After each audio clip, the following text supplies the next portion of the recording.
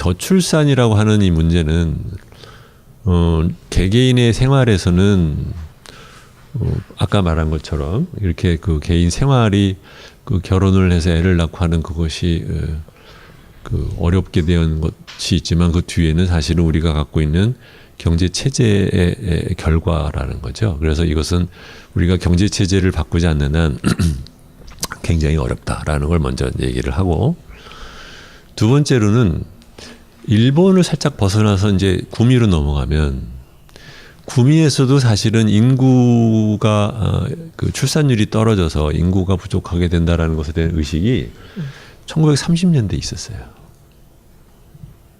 그래가지고 그 경제 노벨상 받은 뮤르달이라고 스웨덴 학자가 있는데, 그 뮤르달이라는 사람이 아동 수당을 주자, 그러니까 결혼을 해서 애를 낳는 사람한테 인당 얼마씩을 갖다 그 보조를 하자라는 아이디어를 그 사람이 처음 내요. 이게 1930 몇 년 얘기예요. 이게 서구에서는. 그리고 그것이 다른 나라에도 퍼져요. 그래서 아동 수당이라는 개념이 처음 도입된 게 유럽에서는 30년대 얘기예요.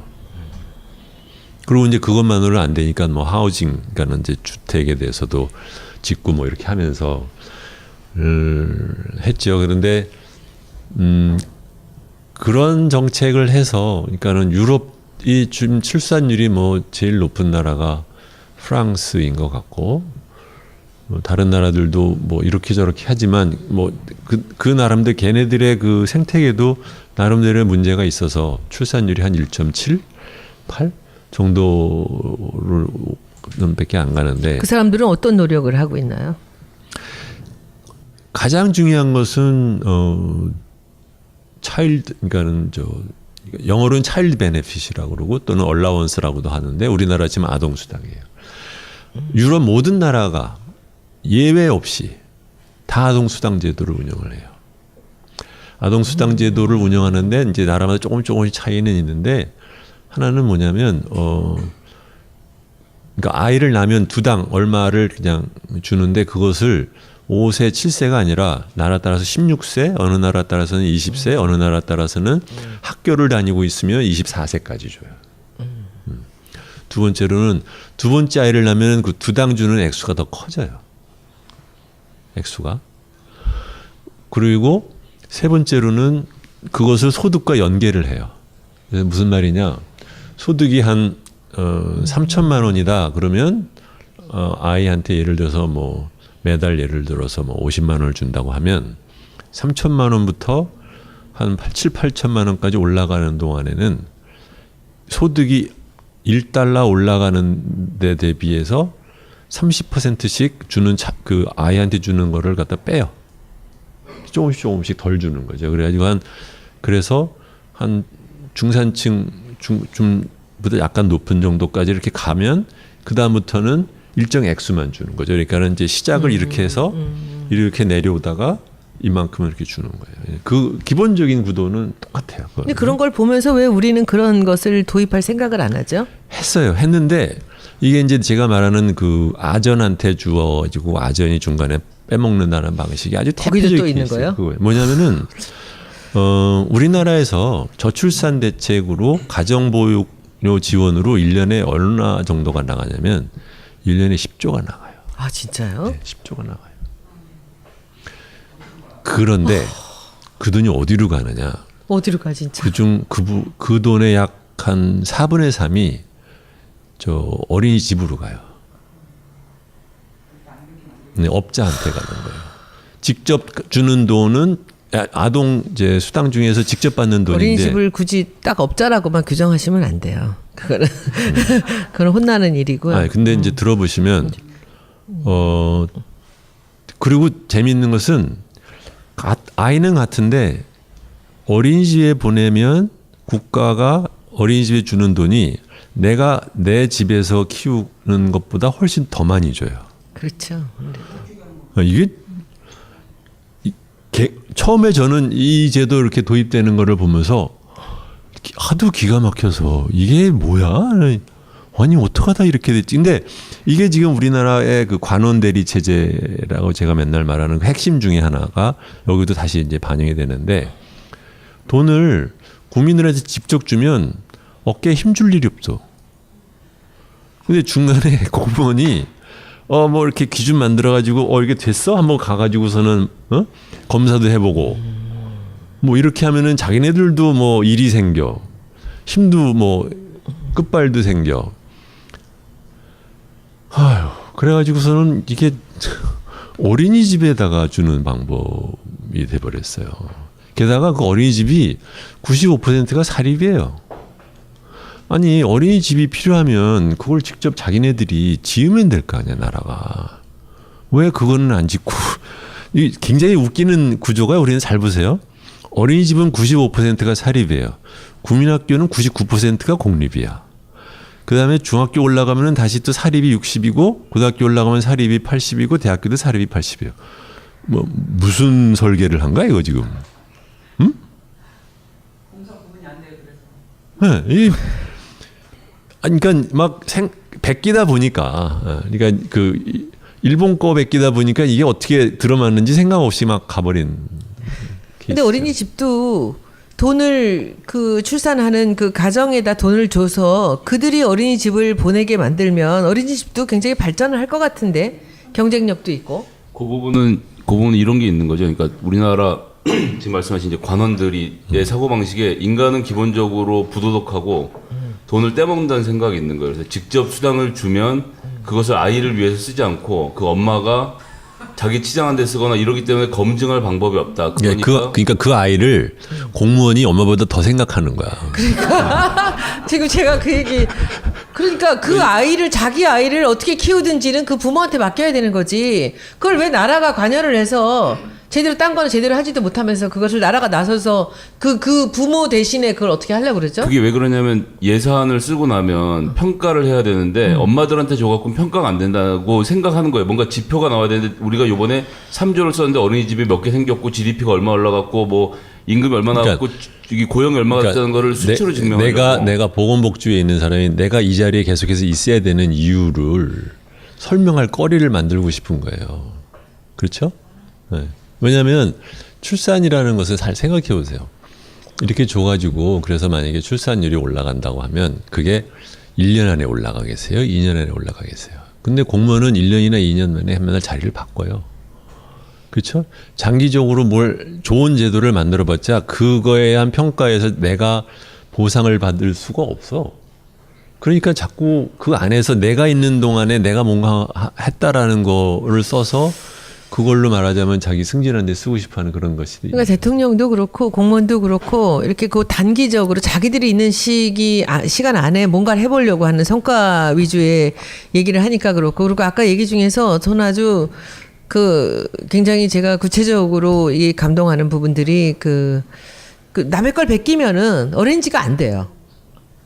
거기서 문제가 생겼을 때 그 고칠 수가 없어요. 구조를 모르기 때문에. 네. 그러니까 디자인도 똑같습니다. 책을 보고 베끼는 애들은 그 안에서 벗어나질 못해요. 근데 그 본질을 알고 처음부터 출발을 하면 못 베껴요. 그 있는 그 본질을 자기가 그렇죠. 느끼게 되면. 그래서 시간이 걸리더라도 그 작업을 해야 되는데, 그리고 지난주에도 제가 말씀드렸지만 이 단추가 잘못 껴져 있으면 있는 상태에서 어떻게 이걸 땜빵하려고 하지 말고 풀어야 되거든요.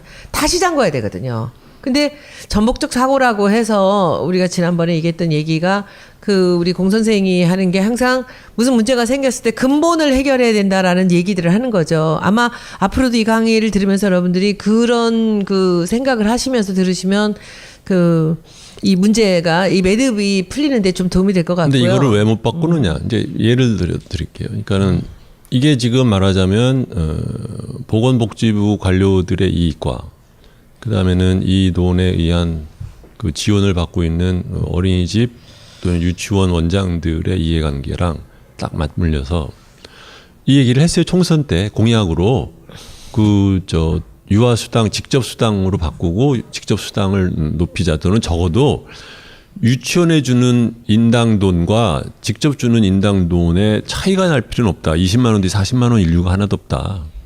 그 얘기를 했더니 단빵 뭐라고 그러냐면 그러면 지역구에서 후보들이 싫어한대. 왜? 그거는 어린이집 원장들이 와가지고 야 우리가 사실은 이제 영어로는 빅마우스지. 그러니까 소위 말하면 동네에서 말하자면 아줌마들한테 막 뭐 욕을 하겠다고 협박을 할 거기 때문에 지역구 후보들이 다 싫어할 거래. 그러니까 근본적인 개혁을 제가 자꾸 말하는 게 이게 문제가 있다는 걸 모르지 않아요. 근데 뭐냐면 그런 그 특수 이익 집단들의 눈치를 보는 것이 여당만이 아니라 야당도 굉장히 보는 거예요. 그래가지고서는 앞에 나서 말할 때는 뭐 맨날 국가와 사회 운운하지만 막상 뭐 좀 바꾸자 그러면 맨날 해당되는 특수 그 이익단체들처럼 엄청 눈치를 봐요. 집단 이기주의가 뭐 이 분야뿐이겠습니까? 그런데 저는 지금 이제 댓글에서 아주 감동적인 얘기가 나와요. 직접 수당이 답입니다. 엄마를 믿어주세요. 당연하죠. 네, 이 얘기인데 너무 상식적인 얘기 아니에요? 그런데 저는 어린이집이 수입이 단기적으로는 잠깐 주춤할 수 있지만 절대로 전 줄지 않는다고 생각해요. 왜냐하면 지금 우리 지금 시대에서 정말 필요한 것이 보육이에요. 보육. 아니 근데 그것이 단순한 것이 아닌 게 왜냐하면 이게 한 번 굳어지면 어렵다는 게 뭐냐면 이게 설비가 이미 투자가 되어 있잖아요. 그러니까는 일종의 보육원 원장 입장에서는 국가 정책을 그렇게 한다고 해서 그걸 믿고 자기는 말하자면은 뭐 집을 산 사람도 있을 것이고 뭐 빌려서 설비해가지고 이렇게 자기 했는데 이제 와서 확 바꾸면 그럼 나는 어쩌란 말이냐 이제 이런 소리 나올 수 있는 거죠. 그리고 두 번째로는 국립 유아원이나 보육원을 못 만드는 이유 중에 하나도 그것도 있어요. 뭐냐면 그걸 자꾸 만들면 그 왜 뭐 골목 상권 침해하는 식으로 생각해가지고 왜 우리 만드는 데다가 만드냐. 그러다 보니까는 이제 국가에서 무슨 짓을 하느냐.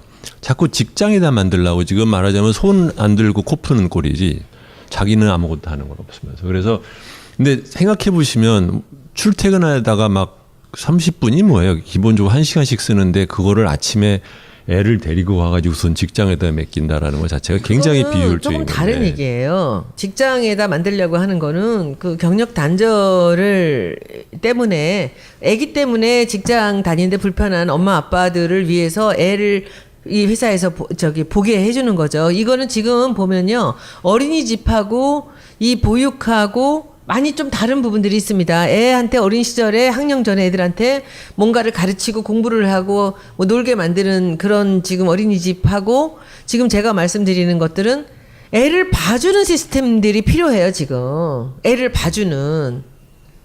그러니까 보육을 해서 한 달에 얼마를 주고 하는 그 애들한테 그 학령 전에 공부를 가르치는 게 아니라 그 필요할 때 애를 봐주는 걔는 봐주는 데가 있어요. 맡기는 데가 있고, 그쵸? 애는 맡기는 데가 없어요. 보육원, 이 지금 어린이집만 있는 거예요. 핏대 내지 말고. 아니, 근데 보면, 저는 그걸 보면서 너무 웃기는 거예요. 걔를 데리고 있다가 외국 출장을 갈 땐 걔 호텔에 보내면 돼요. 그쵸? 근데 애는 보낼 데가 없어요. 그러니까 친정어머니, 시어머니만 고생이고, 그리고는 저는 이 어린이집이라는 데가 좀 시스테매틱하게 필요할 때 애를 맡기고 가면 애를 정말 잘 봐주는 그리고 돈을 지급을 하는 거죠. 저는 어린이집이 형태가 얼마든지 바뀔 수 있다고 생각을 합니다. 그리고 이것이 잘못된 것들을 지키느라고 버티고 있으면서 점점 더 구조는 망가지는 거거든요. 그렇죠? 저는 지금 생각에 그렇게 생각합니다. 저는 국립에서 이 일을 하면 안 된다고 생각해요.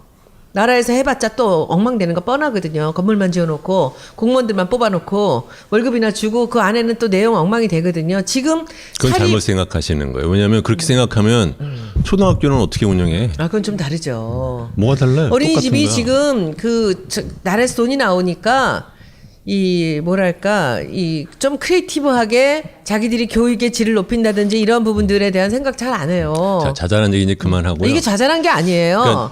이거 되게 중요한 얘기인 게 우선순위가 뭐냐면 잠깐. 우선순위는 뭐냐면 저도 아동 이게 수당을 만드는 게 첫 번째고. 아니 지역구를 하면서 아이. 느끼는 게 이 공립이 있고 사립이 있어요. 여기도 굉장히 알력이 많습니다. 근데 이 부분은 이번에 오늘 우리가 이 답은 못 내겠지만은 이것은 근본적으로 공청회나 굉장히 많은 논의를 거쳐서 이거는 해나가야 된다고 봅니다. 이게 우선은 아니에요. 근데 애를 수당을 어떻게 줘? 나면 줘요 그냥? 네. 외국같이? 네. 그냥 둘째부터나 셋째부터 주는 거 아니고? 줘요. 아니 첫째부터 줘요. 아니 뭐 첫째는 무슨 왜 차별을?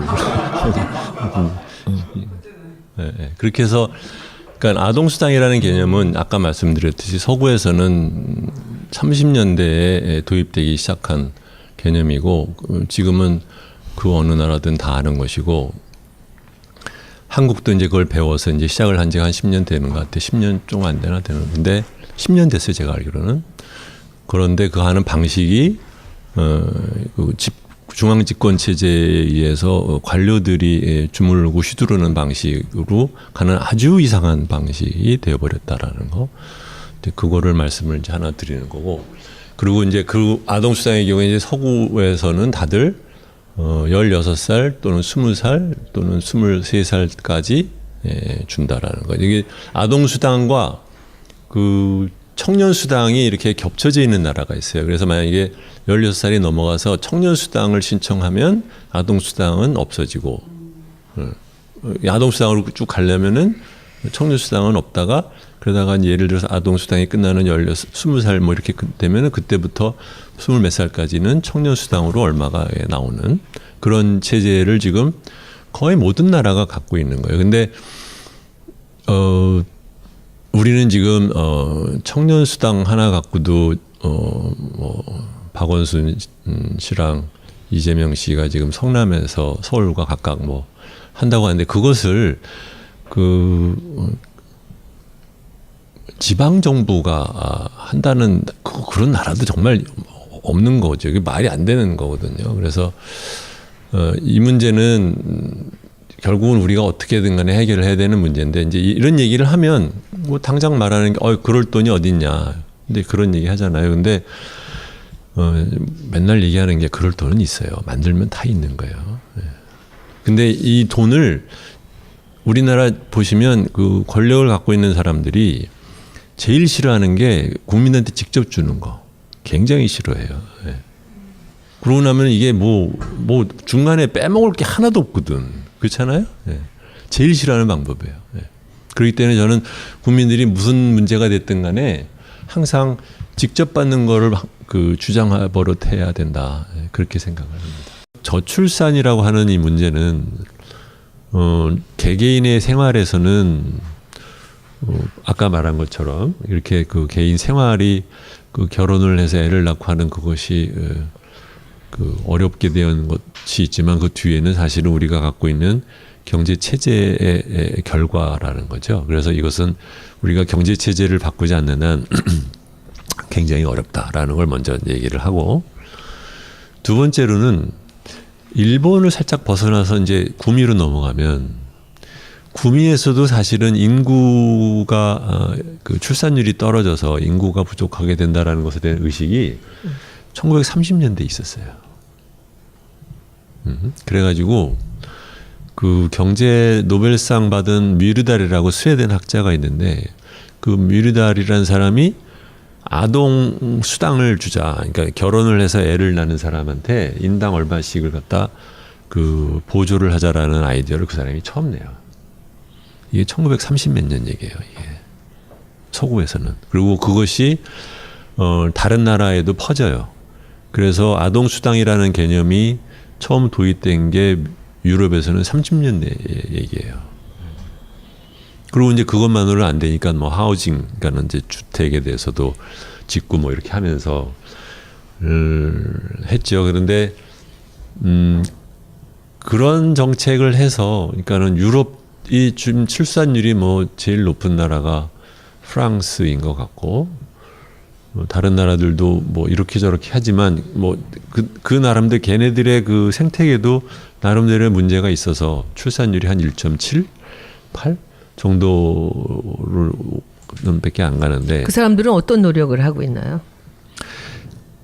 가장 중요한 것은 차일드, 그러니까는 영어로는 차일드 베네핏이라고 그러고 또는 얼라원스라고도 하는데 우리나라 지금 아동 수당이에요. 유럽 모든 나라가 예외 없이 다 아동 수당 제도를 운영을 해요. 아동 수당 제도를 운영하는데 이제 나라마다 조금씩 차이는 있는데, 하나는 뭐냐면 그러니까 아이를 낳으면 두당 얼마를 그냥 주는데 그것을 5세, 7세가 아니라 나라 따라서 16세, 어느 나라 따라서는 20세, 어느 나라 따라서는 학교를 다니고 있으면 24세까지 줘요.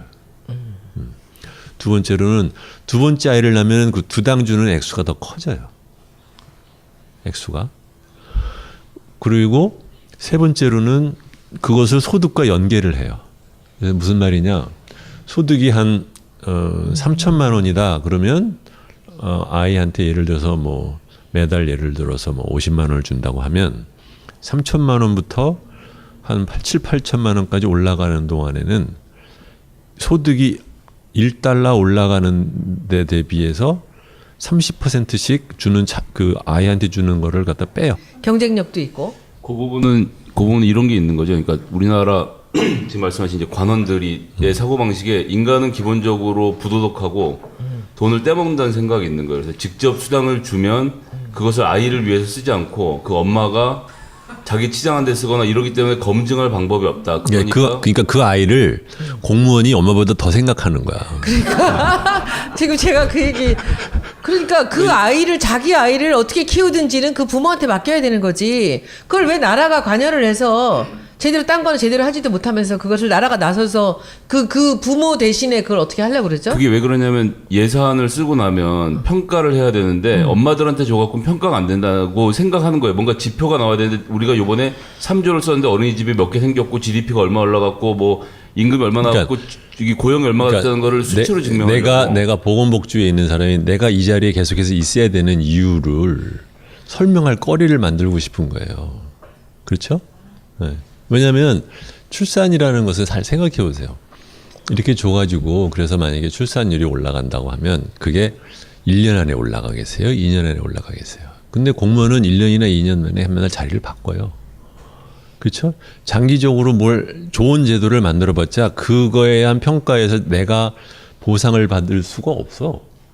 그러니까 자꾸 그 안에서 내가 있는 동안에 내가 뭔가 했다라는 거를 써서 그걸로 말하자면 자기 승진하는 데 쓰고 싶어하는 그런 조금씩 덜 주는 거죠. 그래가지고 그래서 한 중산층 중부터 약간 높은 정도까지 이렇게 가면 그 다음부터는 일정 액수만 주는 거죠. 그러니까는 이제 시작을 이렇게 해서 이렇게 내려오다가 이만큼을 이렇게 주는 거예요. 그 기본적인 구도는 똑같아요. 근데 그런 걸 보면서 왜 우리는 그런 것을 도입할 생각을 안 하죠? 했는데 이게 이제 제가 말하는 그 아전한테 주어지고 아전이 중간에 빼먹는다는 방식이 아주 거기도 또 있는 대표적이에요. 거예요? 뭐냐면은 우리나라에서 저출산 대책으로 가정보육료 지원으로 1년에 얼마 정도가 나가냐면 1년에 10조가 나가요. 아 진짜요? 네, 10조가 나가요. 그런데 그 돈이 어디로 가느냐? 어디로 가 진짜? 그 돈의 약 한 4분의 3이 저 어린이집으로 가요. 네, 업자한테 가는 거예요. 직접 주는 돈은 아동 이제 수당 중에서 직접 받는 돈인데 어린이집을 굳이 딱 업자라고만 규정하시면 안 돼요. 그거는 그건 혼나는 일이고요. 아니, 근데 이제 들어보시면 그리고 재미있는 것은 아이는 같은데 어린이집에 보내면 국가가 어린이집에 주는 돈이 내가 내 집에서 키우는 것보다 훨씬 더 많이 줘요. 그렇죠. 이게 처음에 저는 이 제도 이렇게 도입되는 거를 보면서 하도 기가 막혀서 이게 뭐야? 아니 어떡하다 이렇게 됐지? 근데 이게 지금 우리나라의 그 관원 대리 체제라고 제가 맨날 말하는 그 핵심 중에 하나가 여기도 다시 이제 반영이 되는데 돈을 국민들한테 직접 주면 어깨에 힘줄 일이 없어. 근데 중간에 공무원이 뭐 이렇게 기준 만들어 가지고 이게 됐어? 한번 가 가지고서는 검사도 해보고 뭐 이렇게 하면은 자기네들도 뭐 일이 생겨. 힘도 뭐 끝발도 생겨. 아유, 그래가지고서는 이게 어린이집에다가 주는 방법이 돼버렸어요. 게다가 그 어린이집이 95%가 사립이에요. 아니 어린이집이 필요하면 그걸 직접 자기네들이 지으면 될 거 아니야 나라가. 왜 그거는 안 짓고. 이 굉장히 웃기는 구조가 우리는 잘 보세요. 어린이집은 95%가 사립이에요. 국민학교는 99%가 공립이야. 그 다음에 중학교 올라가면 다시 또 사립이 60이고 고등학교 올라가면 사립이 80이고 대학교도 사립이 80이에요. 뭐 무슨 설계를 한 거야 이거 지금? 응? 공사 구분이 안 네, 그러니까 막 베끼다 보니까, 그러니까 그 일본 거 베끼다 보니까 이게 어떻게 들어맞는지 생각 없이 막 가버린. 근데 어린이집도 돈을 그 출산하는 그 가정에다 돈을 줘서 그들이 어린이집을 보내게 만들면 어린이집도 굉장히 발전을 할 것 같은데.